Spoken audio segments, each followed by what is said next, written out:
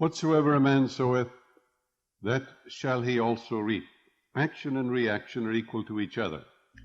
Ella Wheeler Wilcox expressed the above law of mind as follows: Give to the world the best you have, and the best will come back to you. Give love, and love to your heart will flow, as strength in your utmost need. Have faith, and a score of hearts will show their faith in your word and deed. For life is the mirror of king and the beggar. 'Tis just what you are and do. Then give to the world the best you have, and the best will come back to you. To adjust is to fit, adapt, accommodate, regulate, to put in working order. In order to adjust to life, it is necessary that you become a channel through which the life principle flows freely, harmoniously, joyously, and lovingly. The solution to all your problems is to get acquainted with and use the divine presence and power in your life. Acquaint now thyself with him, and be at peace, and good shall come unto thee. I suggest that each person establish a definite method of working, and that he practice it regularly and systematically every day. For example, determine for yourself what is the most troublesome problem you have. Decide to solve this problem now by realizing that infinite intelligence within you knows the way out. Its nature is to respond to you. It knows only the answer, and the nature of infinite intelligence is responsiveness. That is, your answer is as certain as the rising of the moon tonight. One young man in our audience had experienced a poverty complex for many years and had received no answers to his prayers. He had prayed for prosperity, but the fear of poverty continuously weighed on his mind. Naturally, he attracted more lack and limitation.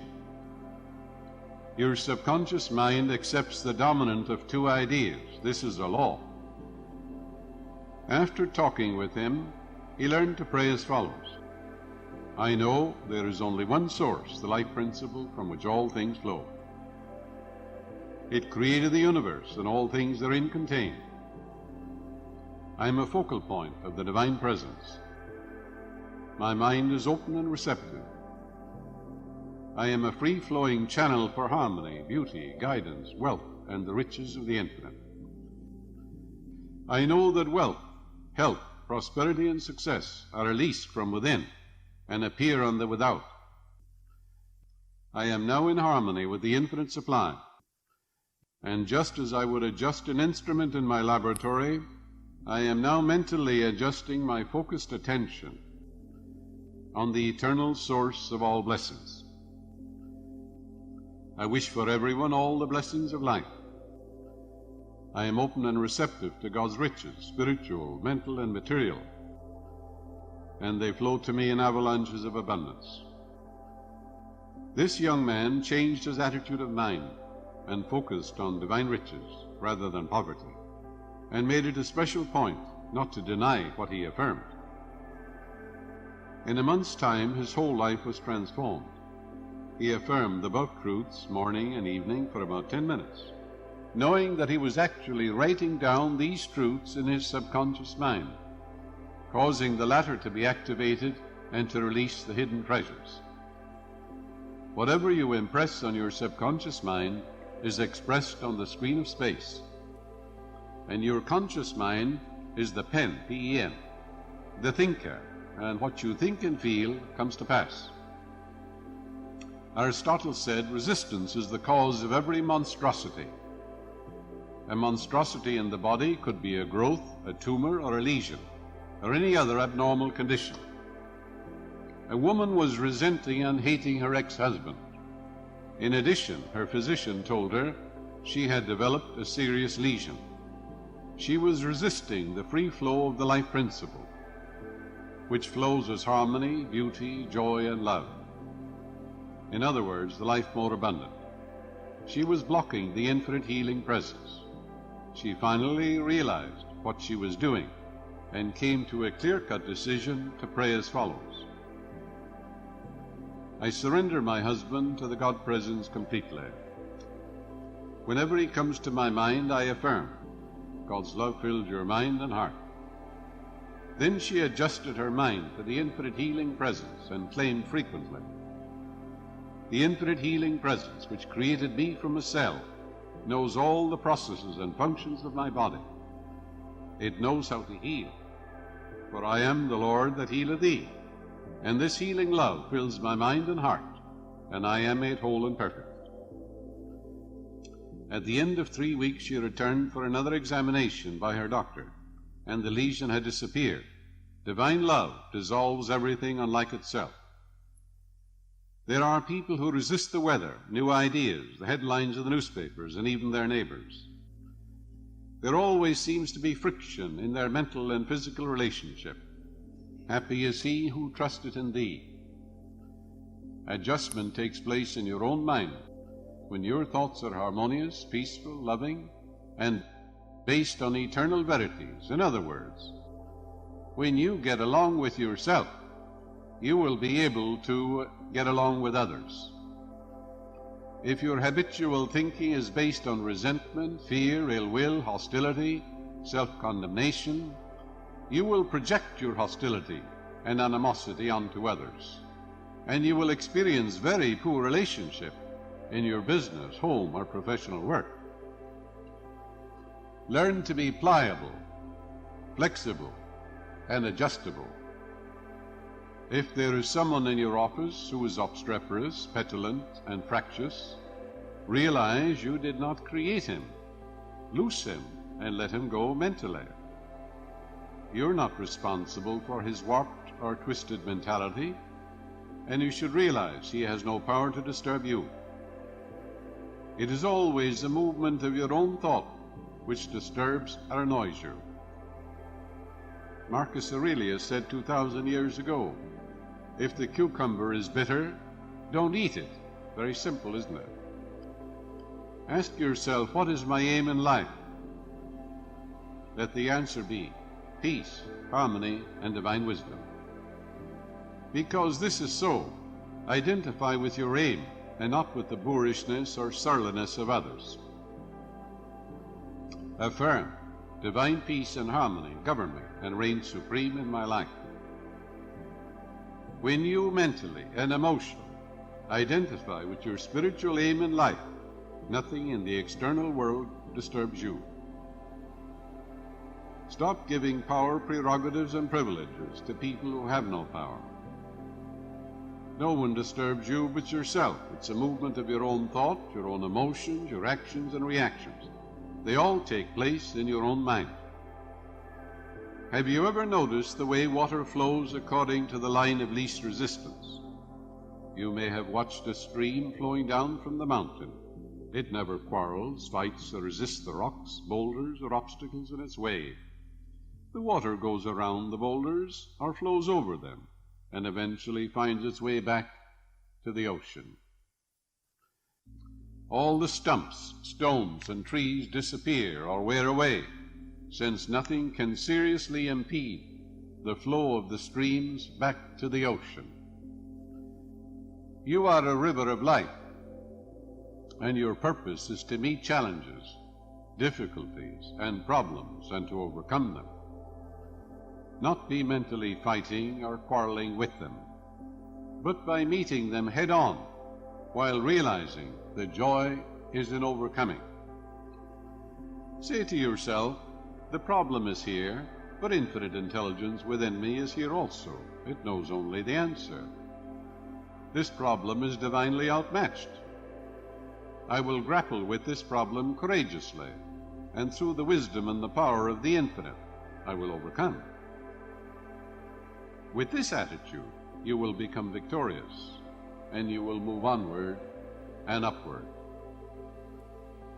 An engineer whom I know has a wonderful technique for meeting what he calls so-called insuperable obstacles. His constant prayer is, the streams of life, power, wisdom, intelligence, joy, and peace flow through me like a golden river, revealing to me everything I need to know and giving me the strength to complete all assignments in divine order. He has made his adjustment with the life principle, and he has completed every assignment in divine order. Do not try to manipulate or change other people. Permit them to have their political or religious beliefs, their peculiarities, eccentricities, and abnormalities. Judge not, and where you have no judgment, you experience no suffering. Where there is no opinion, there is no suffering, Where there is no judgment, there is no pain. Establish the right relationship to the life principle by realizing the life principle is always seeking to express itself through you as the life more abundant. If you are angry, hateful, resentful, or are engaging in self-condemnation or self-criticism, your foot is on the hose, and the waters of life do not flow through you. These negative emotions get snarled up in your subconscious mind and have negative outlets, such as mental and physical disorders. Become an open channel for the divine presence. Realize you're a focal point of the divine life, and like an electric bulb, you are here to let your light so shine before men that they see your good works, thereby glorifying and revealing your faith in the infinite intelligence and infinite power and infinite life principle within you. A lonely person has shut out friends from his life. He is not in tune with the infinite, and usually is nursing some psychic trauma, saying to himself, I have been hurt before. I will not get friendly with people, lest I get hurt again. All this is foolishness. Every person is an epitome of the divine, and when you exalt the divinity in the midst of you and salute the divinity in others, you will automatically radiate friendship, love, and goodwill to all people, and you will never lack for friends. You must be a friend to have a friend. Do you think the others in your office should change and make the adjustment? There is no one to change but yourself.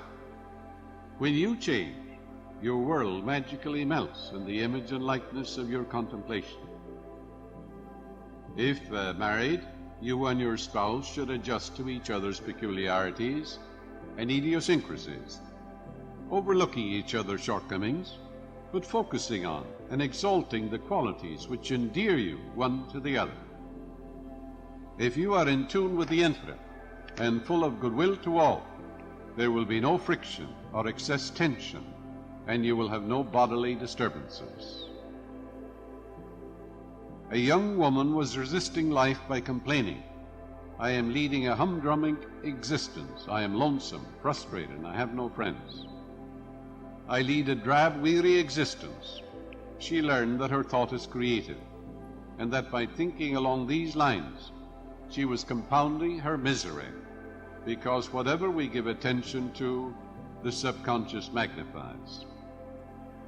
After learning something of the laws of life, she reversed her mental attitude and began to affirm frequently and habitually, I am happy, joyous, and free. I am loving, kind, harmonious, and peaceful. I sing the song of praise and joy in the Lord, which is my strength. For the Lord is that lordly power within me, my mind, my spirit, which created me, the invisible part of me.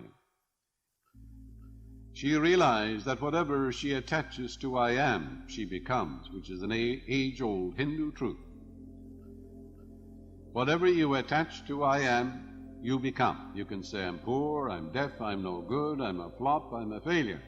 You'll become all these things. On the other hand, you can say, I'm illumined, I'm inspired, I'm successful, I'm happy, joyous, and free. Feel it, believe it. She made a habit of affirming the above wonderful truths.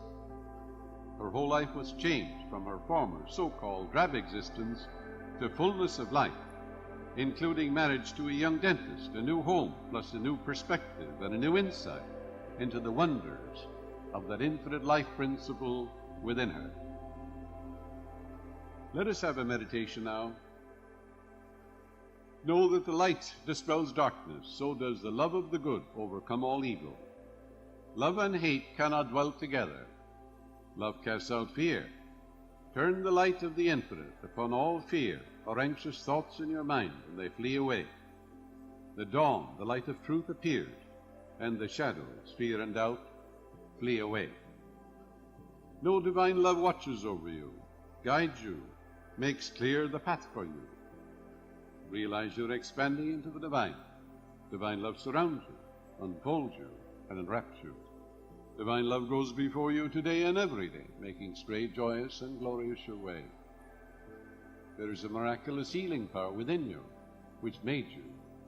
This infinite healing presence is flowing through you now, vitalizing, energizing, cleansing, purifying your whole being, so that your whole body dances to the rhythm of the eternal God.